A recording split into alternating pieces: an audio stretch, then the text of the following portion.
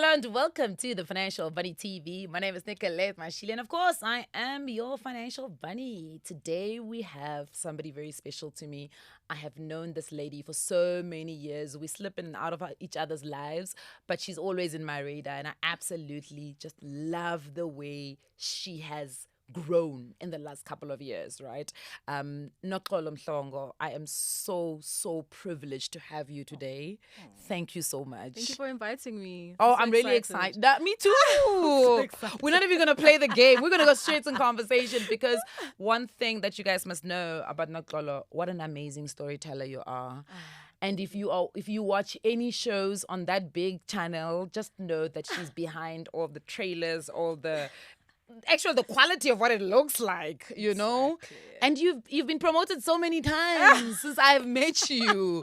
That's testament of how much work you put in. I really do. Thank you. I appreciate that. Absolutely amazing. So let's start off our conversation. We want to talk a little bit of financial wellness and your position in the family and how do you go around that. I also know you have a blended family. Yes. So I want to talk a little bit about the dynamics of blended families because I think sometimes it gets wild. So I'm going to throw you with question scenarios and we're just going to go, right? Okay, let's go. Talk to me about financial wellness. I know it's a big thing for you. It's huge for me. Yeah. I'm so obsessed with it. For me, like, yo, guys, I don't want to be poor, hey? I know. Like,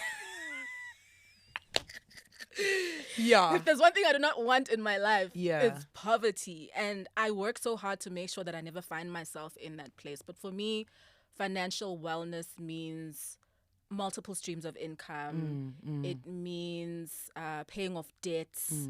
It means saving for the future. And it also means like just being able to manage your own personal finance, refusing to die poor, and just enjoying life, man, to the fullest. And you know, money, an abundance of money allows you to enjoy life. Yeah. You can't enjoy life. You know? And the funny thing is, you and I have had this conversation before, and one of the things we spoke about is it feels like sometimes we want financial wellness for other people. Yes. It's like they don't naturally have that inclination towards it. So what fuels you not to want to be poor? What is it? Is it a trauma response? Yeah. Yeah, talk to us Definitely. through that. Definitely. So first and foremost, it's about the humans that I've brought into this world. Yes. I have a responsibility to make sure that I am at least 30% better than what my parents were, for example. So I didn't really grow up poor. Yes. I'd be lying if I said that. But the shift from poverty happened when I was around 9, 10. So before that, so my grandmother was a domestic worker. I was born in 91. We were living in the servants' quarters, my mom, my grandmother, and I. I remember chicken skin curry for dinner. Guys, you know things Sorry, like what? chicken skin curry. Hey, What does chicken wena. skin curry actually mean? Like, is it It's a that like the curry. literal... Chicken It's not the skins. actual chicken. No. It's the skin It's of the just chicken. the skin of the chicken, and you have that for dinner. Nitengaphi chicken skin is what I want to understand. Kunala, where they sell you the skin Yes. only. At that time, it was Checkers. The Checkers at Windermere Centre in Durban. If you're familiar with Durban, you know where Windermere Centre is. And they'd sell that. They have that. Like things like chicken necks get sold in the same department as well. You know, there was an Chicken area. necks, yes, malana, No, dikilana, skins but are a chicken thing. skin. Yes. They're a thing, guys. They're a thing. So I remember those things, right? Even though I was young, I was like 4 or 5, and we're living in this studio is probably even bigger than the space that we were living in at the time. And my mom and her siblings come from what most people would call a helpless or hopeless environment, where it's extremely underdeveloped, walking for miles and miles to get to school. And the area is still underdeveloped to this day. It's getting a bit better. I mean, we recently got electricity like 5-10 years ago. Halala, took them long enough. Oh my gosh. But we still don't have running water in that area. So that's my parents, my mom's background, her siblings' background. And I remember the shift from that to middle class. Yes. Right? Yes. And I remember the hard work that went into it. It meant my mom and her siblings studying to get to a certain place in their life. And I remember life getting better. Yes. From the time when I was around 9, 10. So my financial wellness craze or obsession is based on not wanting all of that hard work to be squandered by me. I see. In fact, I have a responsibility to live pick it up and Exactly. pick up and I guess interviewing somebody or speaking to somebody who you know works quite well, because are you raised by a single parent, Yes. right? Do you feel that you learned everything from her? You saw the struggle, you saw how much she put in, and that's why you found yourself in a situation like, I've now have my own kids. Yep. I can't do worse than my mother. No, guys, is that even like okay? Like I really can't. Yeah. I can't. I saw the struggles that she went through, the struggles that her siblings went through, that my cousins went through, and I don't want that for my children. So I'm far from rich, but I will die trying. You know what I mean? I have like that. very clear financial goals, and I see that changing my mindset and perspective on money over time, what it has gained me, you know. And I'm getting there, guys. And I love that. And I must say, I mean, from when I started doing financial education, you're probably one of the few people who gave me that immediate feedback loop of what it was doing for you. And I always appreciate it. I always tell people, you know, like if you're and you see students doing the things that you speak about, but not just doing them of what you say, going over and above to look for more information. And I think that's what I really appreciated about you. So I want to talk a little bit about how that your relationship with money, how did it change? Because I know you went through a divorce. Yes. Then you were with your children on your own, and I know there were issues at work at some point. How did that shift your relationship with money? Yeah. So at first I was just living in the moment, hey?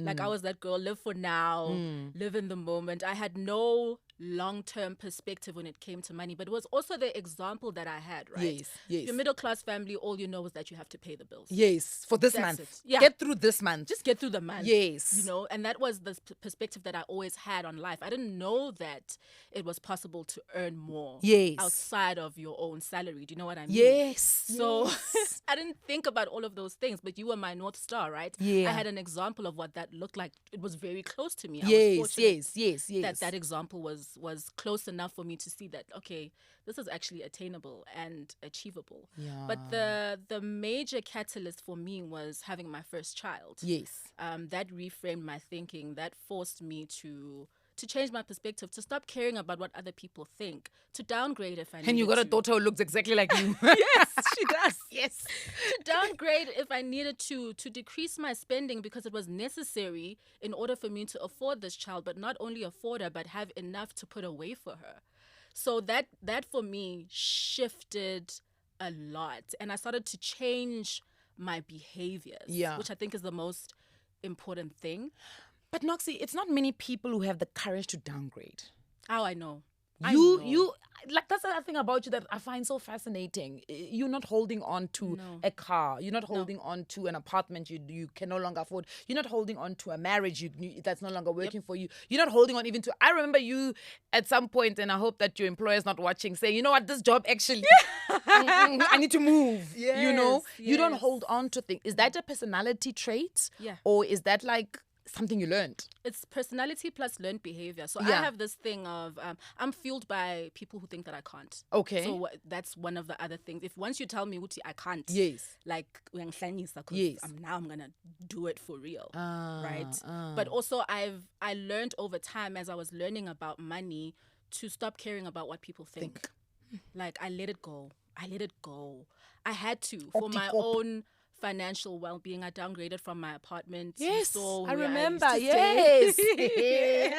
My boyfriend and I were poor, and we were like, let's move in together. I remember, and I remember his first jobs, a couple of jobs when he moved to Joburg, and you were like so frustrated at the situation, not even at him, just the situation. And it was both of our situations. Yes, right? Because it would have been easier for me to just blame him because he was a freelancer. Yes. But I was also living hand to mouth. Yes, there was nothing for both of us. We had nothing. Yes, you know what I mean? And there wasn't somebody that was like saying, okay, I'm better off. So no, yeah, we were like on the same level. You know what I mean? So it was that, and also my kids had to move away. So my kids stayed with my mother for a very long time. Yes, you were living in Joburg and they were in Durban. Yeah. Yes, fight for my life and establish myself and build a life where I knew that they could eventually come and I'd be comfortable to take care of them on my own. How difficult was that? How difficult was separating from your kids and understanding that this is a decision you have to make so that you don't go deeper into the problem, but you kind of rise from it? Yeah, it was hard. It's hard. It's not nice living without your kids. And now that I have my last born, And I say last born because I've tied my tubes. So she's definitely the last born. Now that I've had her, I realize how much I missed. The moments that I missed with my first two. Like there's a lot that I missed out on that I didn't get to see because at 6 months they were shipped off to my mom to help me because I couldn't do it. But one thing about procreating, if you're gonna do it, you better back it up. You better back it up, especially if you're going to procreate multiple times. So you better know what you're doing because it's very expensive to raise a child. Yes.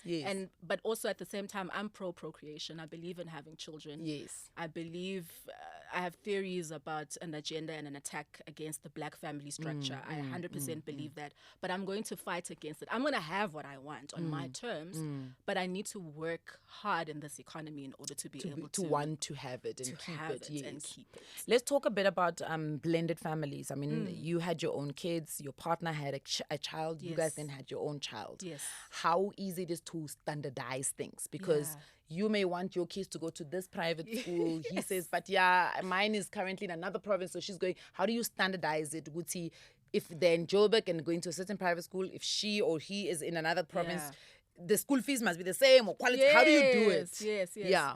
For me, this is going to sound weird. Okay. And I hope my children are mature enough to understand this one day. Yes. But I would rather spend more on my stepchild than my own children. Right? Is that because of what society might say?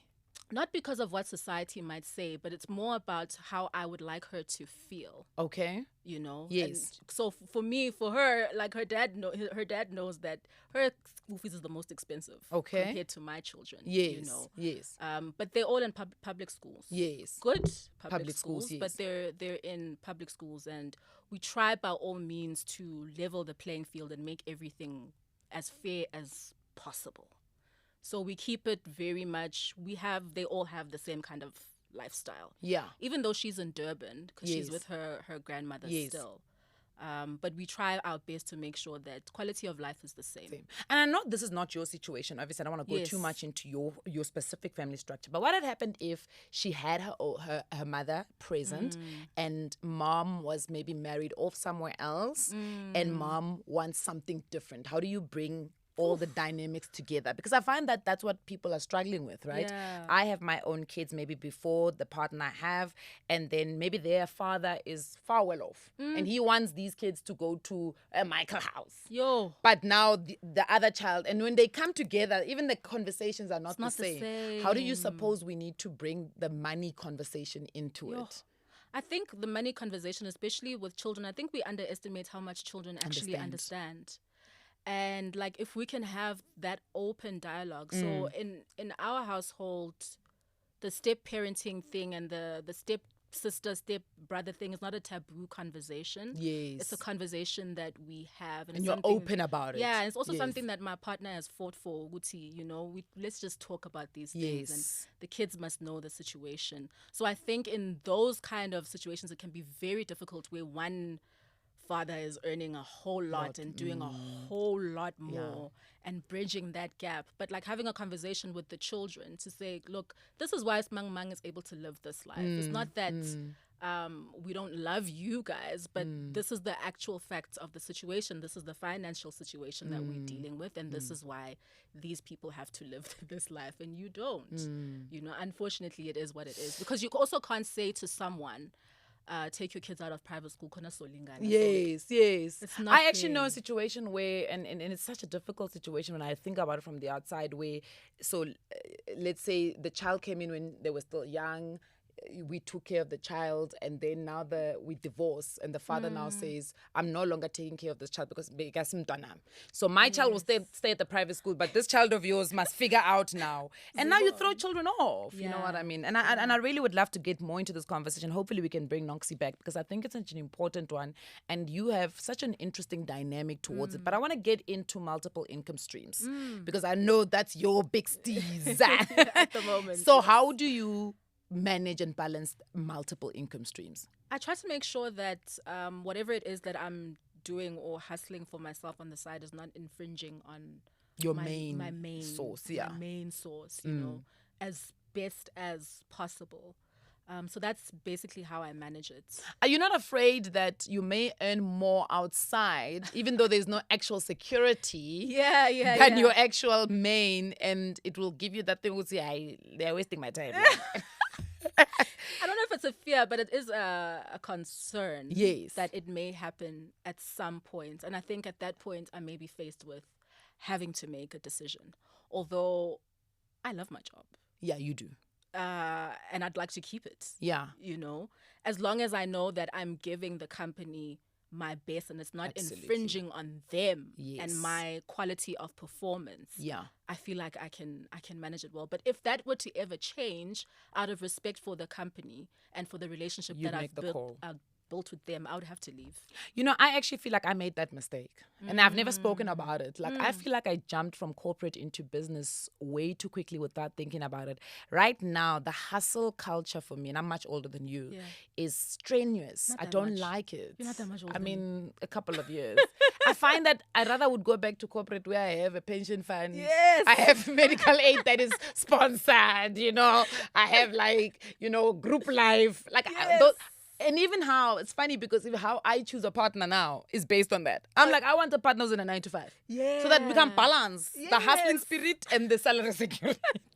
I agree with you. I'm an entrepreneur. So if you're an entrepreneur and you think you can date me, forget it, because I'm very disinterested. So you call me one day and you're like, Nicolette, I've got the tax issue. Yeah. Take us through that tax issue. So what I did not realize... Well, I kind of had an inkling because I knew that, okay, now that I've got a little bit coming in, I need to get a tax practitioner who needs to sort out my problems. And the tax practitioner came with the sum. Yes. And I was like, why is the Sum sum so high? the summing. And she was like, no, basically because you have full-time employment. Yeah. And now this is pushing you towards a different tax bracket. Tax bracket. So you're going to have to pay more into. So it kind of feels like sometimes I don't see the money that much because of how much tax I'm having to pay. It's like, it's there, but like the tax is also like, naming la. Yeah. You know, so it becomes tricky. Yeah. It becomes tricky. Yeah, but we'll talk about it. I must tell you, actually, and I actually try to teach in my new book about tax using a little bit of your story and my own, because I also found myself in the same situation. Multiple income streams, and all of a sudden you're in a different tax bracket. And SARS says, we didn't collect enough from you because total income is now higher than everything else. But Noxy, as we close off the conversation, and guys, she's absolutely fantastic. So we're definitely going to have to bring her back because there's a whole lot of conversation I'd like to get in. In the absence of very direct benefits of being financially well. Because, you know, a lot of things in life, if you do them correctly, if you take care of your skin, you have good skin. And it's immediate. It's not, doesn't, whereas financial wellness takes long to show the benefit. Yes. What keeps you going? The knowledge that I'm mali. She's like, listen, nothing deep. Guys, like my driving force, what keeps me going besides my children is the fact that I want to live a good life, man. And I want to be a blessing to people because money amplifies who you really are. Absolutely. Right? Yes. So if you're a giver, you give more. And I enjoy being able to give. I'll give you an example. I've recently had to pull back on my own personal savings because I have a family responsibility thing that I need to deal with. I'm building in the rural back home. And that has taken out of my pocket. But it feels good. What are you building, if you don't mind me asking? It's a 2-bedroom, Nyana. For who? It's for my late grandmother, actually. It's in her memory. And I'm asking this deliberately because I find, especially black women, young black women, we have like this link back home or to somebody. It's like it helps us be able to live the quality of life we've created for ourselves here, so we don't feel guilty, or something. So that's why I was trying to understand what is the reasoning and the justification for you doing so. It's paying homage to my late grandmother. She deserves it. She died without a house, so I'm gonna do it. So who stays there? Who will stay there?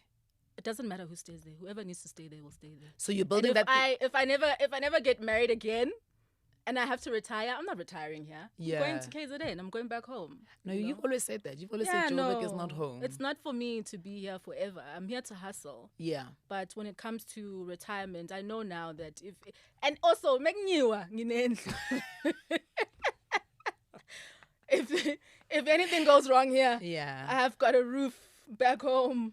And you're a classical example of that whole understanding of 75% of South Africans, or rather 6% of South Africans can retire comfortably because they can replace 75% of their current income. But if I build at home, do I actually need to replace 75%? You get what I'm saying? So it's quite an interesting conversation that I'd love to pick up with you in the next conversation when we do get the pleasure and privilege to speak to Noxolo. But thank you very much for today. Thank you, sis. You are absolutely a shining star. Look out for her. She's coming for the world. Her driving force is it's exceptional and it's commendable, and it's something I think we should all package and sell. Yeah.